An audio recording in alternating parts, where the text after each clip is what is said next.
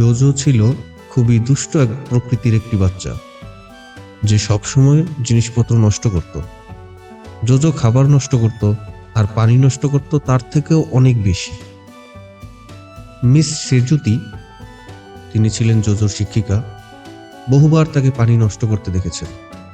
তিনি জোজোকে বারবার সতর্ক করতেন, জোজো, তুমি সবসময় পানি নষ্ট করো, এটা কিন্তু একদম ঠিক নয়।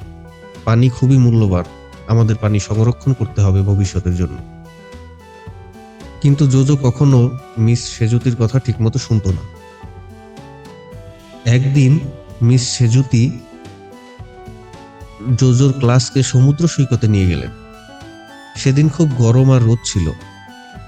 জোজো মজা করতে চাইল এবং তাই সে তার পানির বোতল থেকে সব দিকে পানি ছিটাতে শুরু করলো।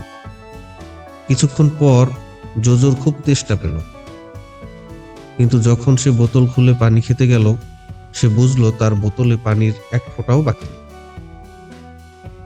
তারপর সে চিৎকার শুরু করলো, আমার সব পানি শেষ আর আমি খুবই তৃষ্ণার্ত, এখন আমি কি করব?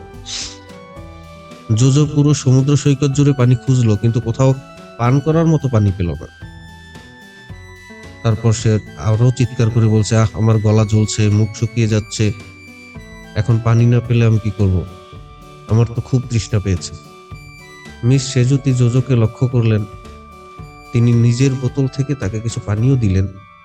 তিনি বললেন, জোজো, এই কারণেই আমি তোমাকে বলি পানি নষ্ট করতে নেই।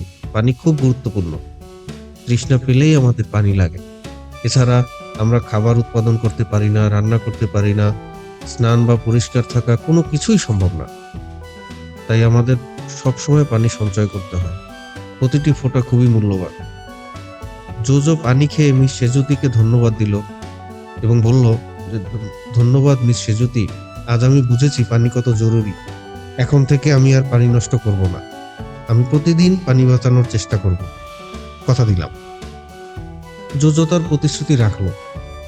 সে আর কখনোই পানি নষ্ট করলো না, এমনকি বাড়িতে এসেও সে কখনো পানি অতিরিক্ত অপচয় করতো না। তার যতটুকু দরকার ছিল ঠিক ততটুকুর মধ্যেই সে নিজেকে সীমাবদ্ধ রাখত। এবং সে মাঝে মাঝে এই গান গাইতো, চারদিকে পানি পানি, কিন্তু ব্যবহার করো জেনে শুনে, পানি সবার সম্পদ রে ভাই, চলো বাঁচাই বিনা ঝামেলায়।